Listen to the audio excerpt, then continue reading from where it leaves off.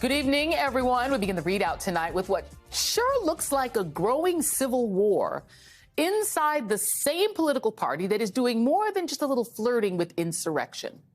We are awaiting news from the January 6th committee that is investigating round one of that attempt to replace American democracy with something more authoritarian. The committee is expected to issue letters to at least 3 Republicans asking them to testify. The committee is also moving forward with plans to hold its first public hearings in June. But the last few weeks they've been full of signs of something odd happening inside what had felt like an entirely unified Republican Party, united particularly around Donald Trump and around fixing what went wrong in round one of the attempted coup. There are the leaks, and more leaks of Kevin McCarthy saying one thing and doing another, which seem to be coming from inside the House, with a lot of finger pointing over precisely who the source or sources might be. But it also seems like Republicans are trying to cull at least one insurrectionist from the herd, and that would be Madison Cawthorn, the freshman congressman from North Carolina. You will recall that he said this on January 6th. The Democrats, with all the fraud they have done in this election, the Republicans hiding and not fighting, they are trying to silence your voice. Make no mistake about it, they do not want you to be heard. Okay, so that lie and the exhortation to fight are not why Cawthorn seems to be a target right now. Now, I'm not even going to get into the latest revelation because it is just too weird, frankly. Nor have any of the youngest member of Congress's other antics caused Republican ire. The Hitler bunker vacation, nothing. The allegations of sexual misconduct in college, nada. Or more recent stuff like calling the president of Ukraine a thug. All fine and all good with the Republican Party. It wasn't until young Madison started flinging around accusations of colleagues inviting him to orgies and offering him cocaine. Sorry, I know this is a family hour. Sorry for throwing that out there. But it was only then that his fellow Republicans and Republican leadership said, hold up, Madison. Kevin McCarthy gave him a talking to and said that he had lost his trust. North Carolina Senator Richard Burr called him an embarrassment at times. The other North Carolina Senator, Thom Tillis, said, I want a delegation that works together. I don't want a delegation that gets together -1 and talks about the challenges that member is causing, clearly meaning Madison Cawthorn. And it appears that Madison is now in the proverbial finding out phase, with leak after leak after leak of salacious allegations and repeated calls for ethics investigations. In other words, Republicans can discipline their own when they want to, while circling the wagons around the other loudest insurrectionists, Paul Gosar, Margie Green, Lauren Boebert, and others. It is very, very weird.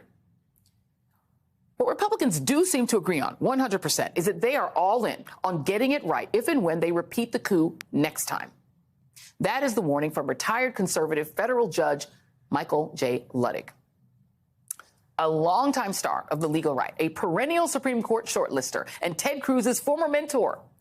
He also advised former Vice President Mike Pence against overturning the 2020 election. And now Michael Luttig is sounding the alarm about the Republican blueprint to steal the next election. He writes that lies about voter fraud are, quote, the shiny object that Republicans have tauntingly and disingenuously dangled before the American public for almost a year and a half now to distract attention.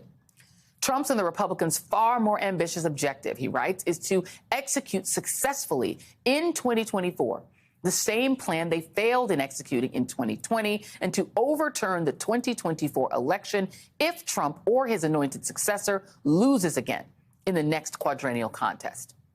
Luttig calls 2020 a dry run for the next election and lays out step by step their intentions, writing, as it stands today, Trump or his anointed successor and the Republicans are poised in their word to steal from Democrats the presidential election in 2024 that they falsely claimed the Democrats stole from them in 2020. But there is a difference between the falsely claimed stolen election of 2020 and what would be the stolen election of 2024. Unlike the Democrats' theft claimed by Republicans, the Republicans' theft would be in open defiance of the popular vote and thus the will of the American people. Poetic, though tragic irony for America's democracy. And joining me now is Laurence Tribe, the Carl M. Loeb University Professor of Constitutional Law at Harvard Law School. Professor Tribe, it's always good to talk with you. And had this come from, a liberal jurist, somebody who sort of aligned themselves ideologically with Democrats, that would be one thing. But Michael Luttig is the conservatives' conservative. He's been on the short list for Republican Supreme Court nominations ever since I've been sentient and paying attention to the Supreme Court. I mean, this is a conservative. And let me just read you one of what the things he's arguing, because it's scary. There are 3 points. Here's point number 1. He writes, the cornerstone of this plan was to have the Supreme Court embrace the little-known independent state legislature doctrine, which in turn would pave the way for exploitation of the Electoral College process and the Electoral Count Act. Can you explain what that means? What is the independent state legislature doctrine, and how might it be exploited? Before I get to that, let me reiterate what you just said about Judge Luttig. He is the conservatives' conservative. He served as a federal judge on the Fourth Circuit for 15 years. He was seriously considered by George W. Bush to be Chief Justice of the United States, and if not that, to take the seat that Sam Alito took. So he is authentically a conservative. He's not a radical. He's not an ideologue, but he's a principled conservative.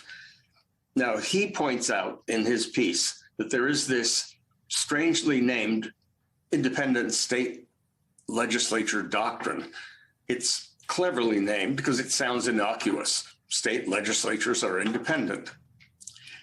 But it's made up. The doctrine, supposedly, is that when a state legislature, regardless of the state's constitution, regardless of anything that the state's highest court might say, when the state legislature has rules laid down, even if the rules say, for example, we will disregard the popular vote or whoever won it, we are simply going to come in and name our own slate, that's the last word.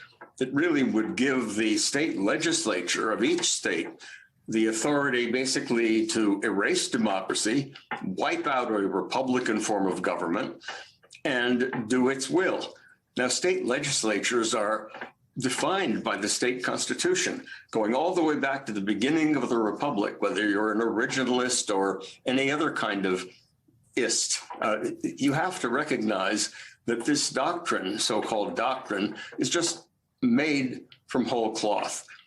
But without getting into the weeds, the point is that this made-up doctrine, a brainchild of John Eastman, which finds some language in a concurring opinion by then Chief Justice Rehnquist in Bush versus Gore, but it wasn't an opinion of the court.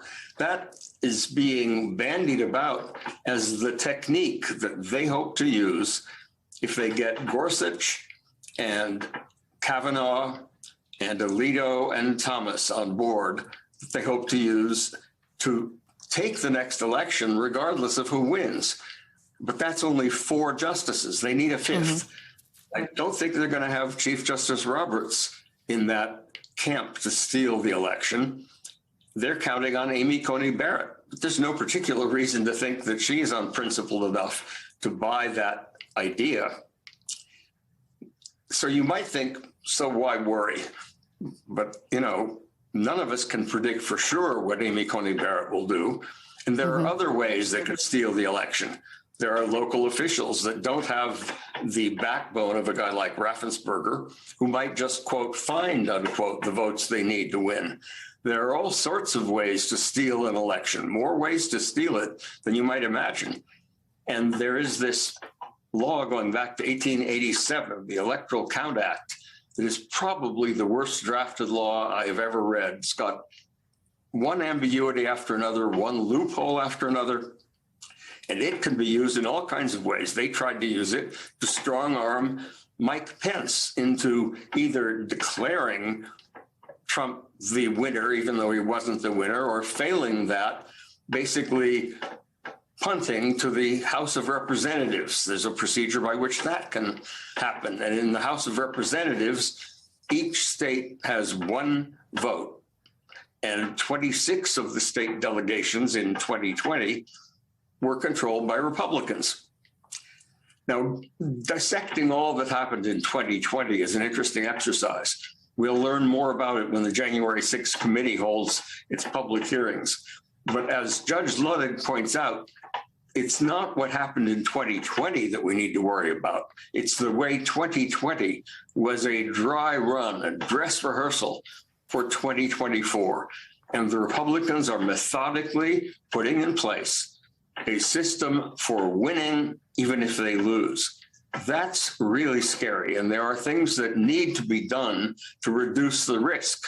We need to amend the Electoral Count Act to get rid of some of those ambiguities. We need to shoot down that crazy so-called independent state legislature theory. There are all sorts of things we need to do, but all of us need to get busy and take the risk seriously. As he put it, being forewarned is being forearmed, but not if you lay down your arms in advance.